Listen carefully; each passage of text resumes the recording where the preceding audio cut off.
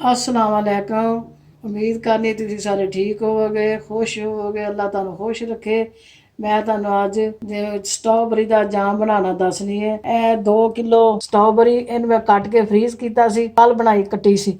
1 kilo चीनी, 1 bowl नींबू। आओ तुहानू मैं स्ट्रॉबेरी का जाम बनाना दसा। बिस्मिल्लाहिर्रहमानिर्रहीम। मैं स्ट्रॉबेरी का जाम बनाना तुहानू ना बस बस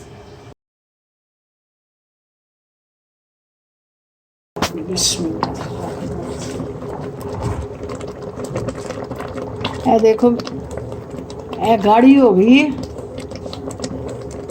ਇਹ ਹੁਣ ਮੈਂ ਇਹਦੇ ਚ ਨਾ ਚੀਨੀ ਪਾਣੀ ਹੈ। ਦੇਖੋ ਮੈਲਟ ਹੋ ਗਈ।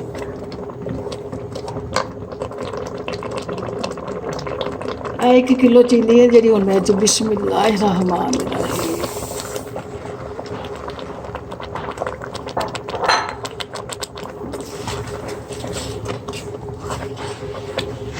ਇਹ ਤਕਰੀਬਨ ਹੁਣ 20 ਮਿੰਟ ਹੋਰ बनाना तो फिर मुकम्मल तैयार हो जाएगा।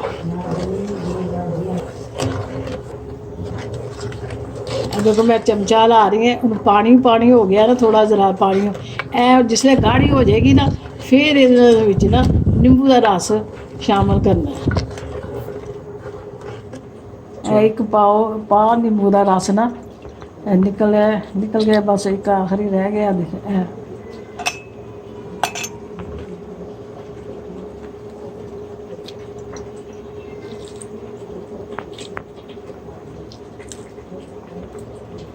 रस नूं छान लेना है। देखो पूनी दे नाल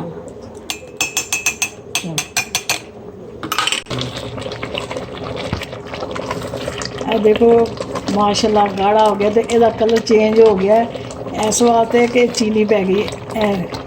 इसका कलर तो देखो इस तरह का हो, इस तरह का गया।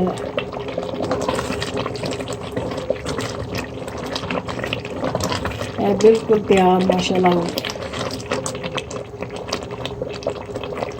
बिस्मिल्लाहिर्रहमानिर्रहीम। नींबू का रस पान लगी है।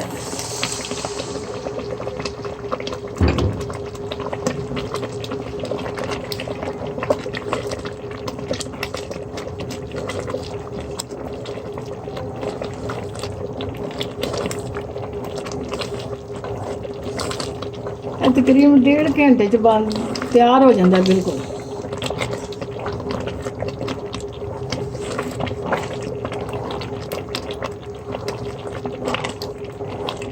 नीचे मैं अग बंद कर लगी है।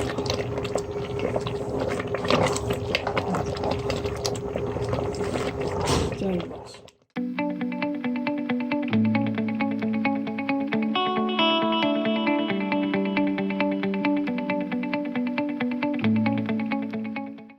तैयार हो गई है। स्ट्रॉबेरी जाम बिल्कुल तैयार हो गया है। देखो एडा सोहना लग रहा है, बहुत टेस्टी हुंदा है। तुसी आप भी इनू ट्राई करना, अपने अजीज़ां नाल भी शेयर करना। मेरे चैनल सब्सक्राइब करना, मेरे लाइक करना, बेल आइकन नू तुसी दबाना। अपना बहुत सारा ख्याल रखना। अल्लाह हाफिज़।